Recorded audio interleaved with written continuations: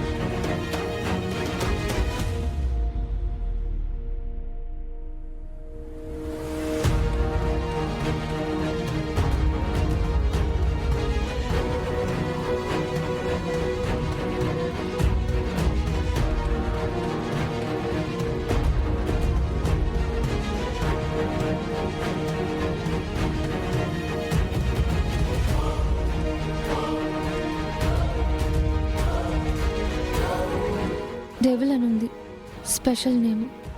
Number of calls కూడా ఉన్నాయి. అంటే ఈ నెంబర్తో కంటిన్యూస్గా టచ్లో ఉంటున్నాడు. ఎవరో తెలుసుకోవాలి.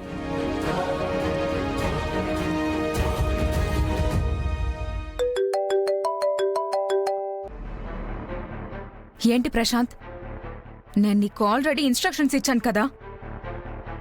నేనే నీకు ఫోన్ చేస్తాను, నువ్వు నాకు ఫోన్ చేయొద్దు అని. ఏంటి అంత అర్జెంట్? పదే పదే కాల్ చేస్తుంటే ఆ రామలక్ష్మికి డౌట్ వస్తుంది.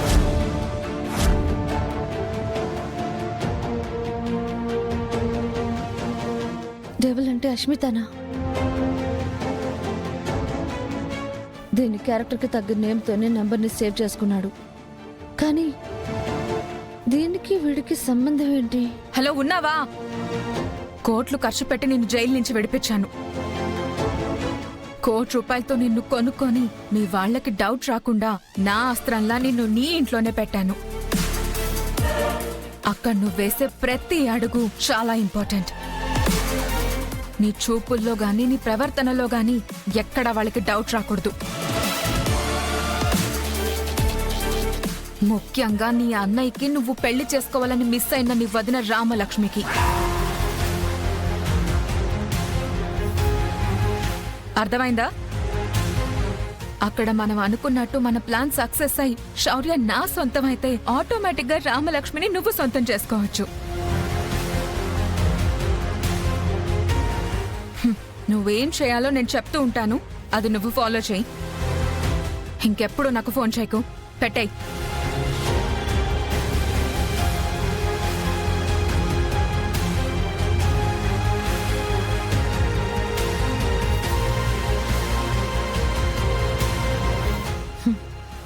మీ ఇద్దరి కుక్క బుద్ధితో మీ ఇద్దరిని వేరు చేస్తాను. మీ ఇద్దరికి కలిపి ఒకే రోజు గుణపాఠం చెప్పే రోజు త్వరలోనే వస్తుంది.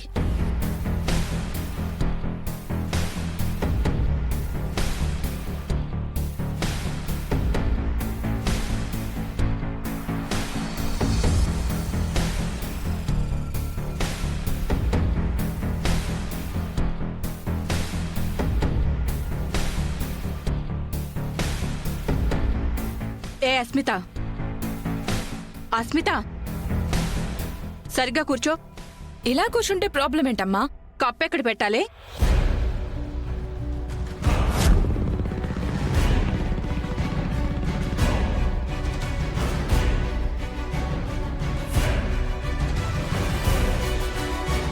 నేను చెప్తే కాల్ తీయలేదు, వాళ్ళని చూస్తే లేచి నుంచుంటావా?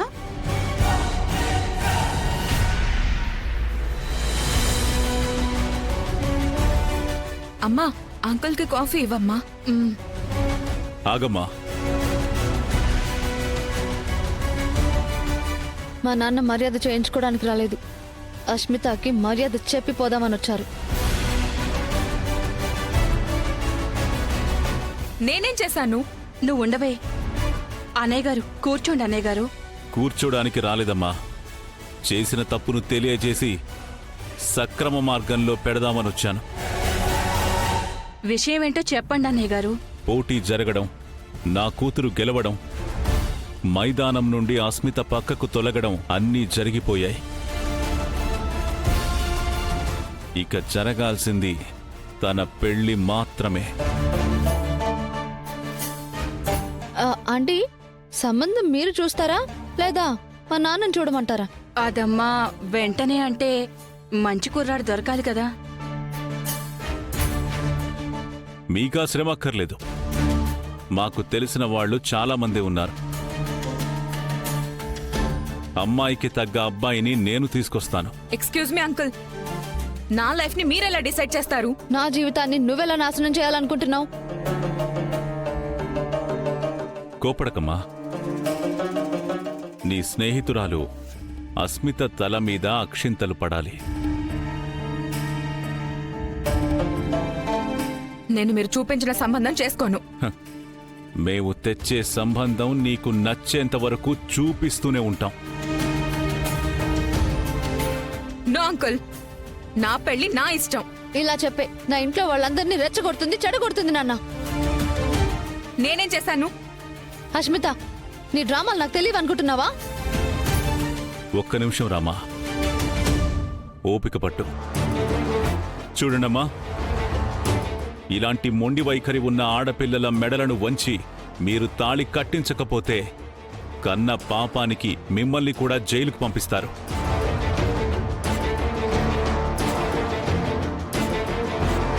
నా పేరెంట్స్ ఎందుకు జైలుకెళ్తారు? నా కూతురి ప్రాణాలు తీయడానికి నువ్వు ప్రయత్నించావు కాబట్టి.